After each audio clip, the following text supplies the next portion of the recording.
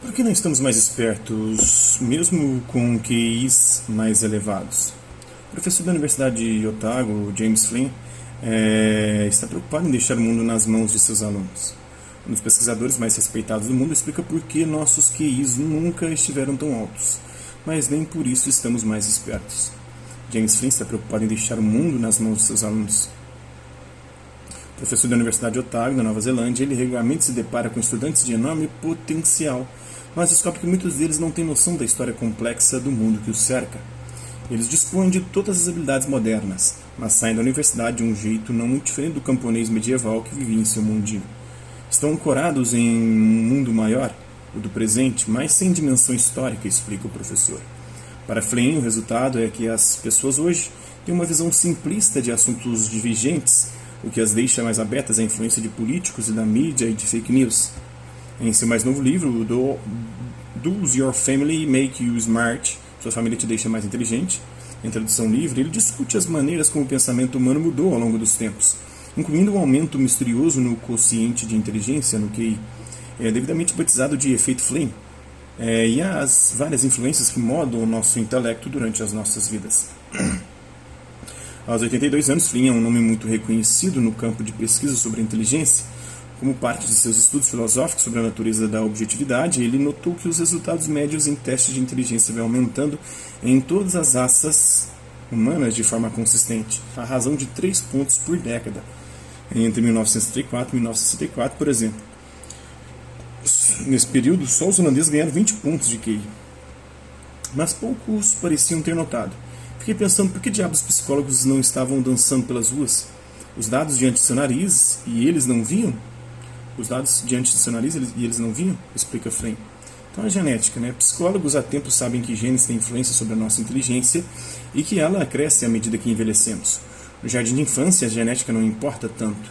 O mais importante é se os pais falam conosco, leem para nós e treinam nossa habilidade para contar, por exemplo.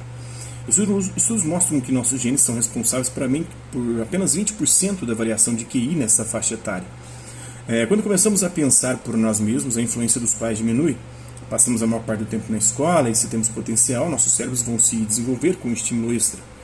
Os genes também podem ajudar você a encontrar novas maneiras de estimular a mente, como frequentar clubes de leitura ou de matemática, por exemplo, o que normalmente resulta em um aumento do QI.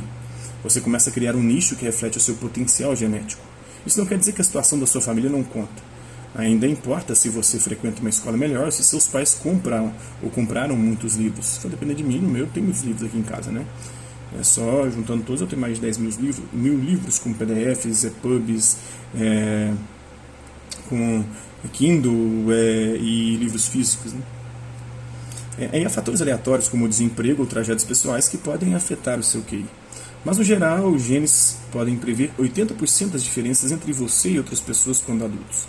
Ainda assim, o efeito Flynn parece ser muito acentuado e rápido para ser explicado apenas pela genética. A seleção natural ocorre vagarosamente ao longo de milhares de anos, por exemplo.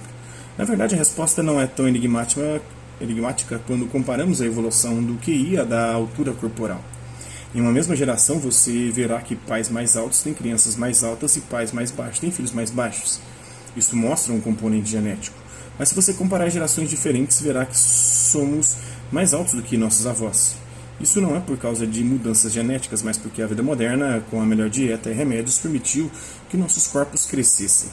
Flynn e o colega William Dickens lançaram a tese de que o mesmo processo está ocorrendo com as nossas mentes graças a mudanças nas demandas cognitivas de nossa sociedade.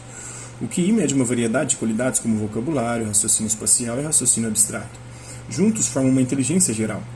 Nossa educação também contribui para esse processo. Lições do ensino primário sobre diferentes elementos e forças da natureza nos ajudam a agrupar coisas em categorias, classes e regras lógicas, centrais para muitas questões do teste QI. Quanto mais as crianças enxergarem o mundo com esses óculos científicos, mais altos serão seus resultados, na opinião de Flynn. A tecnologia não é apenas a educação. Alguns pesquisadores argumentam que nosso mundo é agora inteiramente encaminhado para que pensemos dessa maneira por causa de uma crescente dependência da tecnologia. Nossos bisavós podem ter sofrido com máquinas de escrever e nossos pais com o primeiro videocassete, mas nossas crianças hoje aprendem a usar um tablet ainda pequenas. Ficamos melhores na tarefa de pensar de forma abstrata, o que resultou em aumentos médios de 30 pontos percentuais no QI ao longo do último século. Esse aumento não significa que temos mais capacidade cerebral, estamos na verdade fazendo a sintonia fina de nossa maquinaria mental para os dias de hoje em vez de fazer um upgrade completo. Mas Flynn diz que as melhorias são significativas sociologicamente, refletindo mudanças reais no processo de pensar. O pesquisador compara isso ao exercício físico, somos moldados de acordo com o esporte que escolhemos. O cérebro é um músculo e mudanças em exercícios mentais influenciam o cérebro da mesma forma que se você trocasse a natação pelo halterofilismo. O QI é maleável ao longo da vida. Isso significa que idosos podem ainda ganhar terreno graças a melhorias na saúde geral e ao fato de que carreiras profissionais hoje duram mais tempo e são mais exigentes intelectualmente. Uma pessoa de 70 anos hoje é muito mais inteligente que uma de 70 a 15 anos atrás. Meu pai nunca correu após os 12 anos de idade e se aposentou aos 70. Eu exercito mais e nunca me aposentei, diz Flynn. Os estímulos. Em seu mais recente livro, Flynn apresenta uma nova análise que o permite analisar o efeito de diferentes aspectos do QI de uma pessoa. O vocabulário, por exemplo, quem tem pais mais educados, que usam uma linguagem mais variada e erudita, terá mais estímulo à inteligência, mesmo que tenha menor potencial genético. Ao mesmo tempo, pessoas com vantagens genéticas podem ser atrapalhadas por aqueles ao seu redor. No mundo dos desenhos animados, por exemplo, Lisa Simpson é super talentosa, mas sofre com a ignorância do pai, o Homer. A análise de Flynn mostra que poucos pontos a mais no QI podem determinar o caminho de alguém na vida. Para um adolescente americano razoavelmente inteligente, viver em casa com um ambiente ligeiramente mais acadêmico pode levar de 500 para 566 pontos o resultado no SAT, que é o Enem deles lá, né? O equivalente do Zéu ao nosso Enem. Essa diferença pode valer uma vaga em uma universidade mais prestigiada. As universidades americanas usam o SAT como medida da viabilidade de um estudante. E se você tiver uma pontuação ruim, você não conseguirá entrar em uma universidade boa, explica o Flynn. Mas o cientista mantém-se convicto de que, independentemente dos antecedentes familiares, todos nós temos o poder de cuidar de nosso próprio desenvolvimento intelectual. Afinal, estudos mostram que circunstâncias atuais influenciam o nosso QI no presente mais do que a nossa história. Flynn diz que isso é aparente em seus estudantes mais velhos. Muitos deles vêm de ambientes que parecem ter proporcionado pouco estímulo intelectual, mas eles crescem loucamente em comparação com a média de nossos estudantes, explica o acadêmico.